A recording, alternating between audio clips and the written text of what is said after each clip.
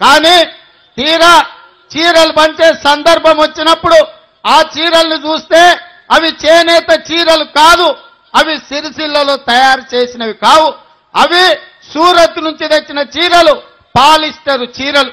ఈ పాలిస్టర్ చీరలు తెలంగాణ ఆడబిడ్డలు ఎవ్వరు కట్టుకోరు. తెలంగాణ ఆడబిడ్డలు ఒకవేళ కట్టుకుంటే చేనేత చీరలు కట్టుకుంటారు. కానీ పాలిస్టర్ చీరలు ఎవరు కట్టుకుంటారా అంటే సినిమాలలో సిల్క్ స్మిత కట్టుకుంటది. ఎందుకంటే అక్కడ ఇక్కడ కనిపించనికే.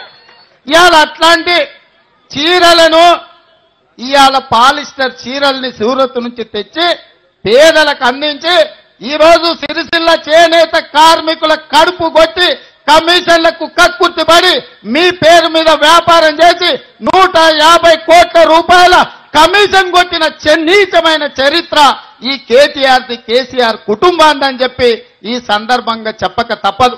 ఆనాడు బతుకమ్మ చీరల పేరు మీద పంచిపెడితే ఈ చీరలను చూడలేక, ఈ చీరల్ని ఇంటికి తీసుకెళ్లడానికి ఇష్టపడక తీసుకెళ్లిన కుటుంబ సభ్యుల ముందల కట్టుకోవడానికి సిగ్గయి రోడ్డు మీదేసి తగలబెడితే ఆడబిడ్డల మీద క్రిమినల్ కేసులు పెట్టడం జరిగింది. నేను అడుగుతున్న కేటీఆర్ ను సిరిసిల్ల నడి గడ్డ మీద నుంచి నీ కమిషన్ల కక్కుర్తిపడి సిరిసిల్ల చేనేత కార్మికులకు ఇవ్వవలసిన ఆర్డర్ కోటి చీరల్ని సూరత్ లో కమిషన్లకు 150 కోట్లు జూబ్లీహిల్స్ లో నీకు తెలిసిన సినిమా తారలు కాంట్రాక్ట్ తీసుకొని ఈ చీరలు తెచ్చిస్తే తగలబెట్టే ఆడబిడ్డల మీద నువ్వు కేసులు పెట్టినావు కదా. నీది నిజంగానే నీటా జాతా? నీ కుటుంబం ఇలాంటి చీరలు ఎవరైనా మీకు తెలిసిన వాళ్ళు కట్టుకుంటారా? ఒక్కసారి ఆలోచన చెయ్యండి అని చెప్పి నేను ఈ సందర్భంగా అడుగుతున్నా. ఇదే కాదు, ఇవాళ చీరల కమిషన్ల కోసం కక్కుర్తిపడుడే కాదు, సిరిసిల్ల బిడ్డలు ఇక్కడి నుంచి ఎన్నుకుంటే ఈ ప్రాంతంలో ఉన్న అపారమైన నదీ పరివాహక ప్రాంతంలో ఇసుకను ఇప్పటి దగ్గర మా సోదరులు చెప్పినారు, ప్రతిరోజు వేల లారీలలో ఇసుకని ప్రాంతం నుంచి తరలిస్తూ 100 కోట్ల రూపాయలు సంపాదించుకుంటున్న ప్రభుత్వం, సిగ్గులేని కుటుంబం కేటీఆర్ది కాదా? ఒక్కసారి ఆలోచన చేయండి. ఇవాళ నేను అడుగుతున్నా, మీ ఇసుక వ్యాపారం మీ బంధువు సడ్డకుని కొడుకు సంతోష్ రావుది కాదా? ప్రవీణ్ రావుది కాదా? రాజేందర్ రావుది కాదా? శ్రీనివాసరావుది కాదా?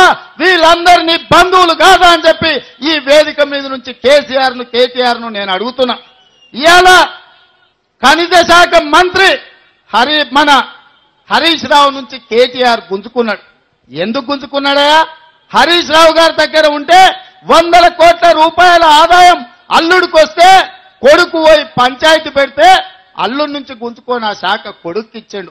కొడుక్కిచ్చిన తర్వాత ఆ శాఖ కొడుక్కిస్తే కమిషన్లని కొడుకే తింటే మరి నా కొడుకేం కావాలని రవీందర్ రావు సడ్డకుడు, ఈ పక్కనే ఉంటది ఆయన ఊరు, ఆ రవీందర్ రావు కుదురుపాక మిత్రుడు చెప్తున్నాడు, కుదురుపాక కేసీఆర్ సడ్డకుడు నా కొడుకేంది, మరి నా కొడుకు కథ ఏందంటే ఉన్న వాగులలో మొత్తం కరీంనగర్ జిల్లా కాడికి నీ కొడుకే కొల్లగొట్టమని చెప్పిండు.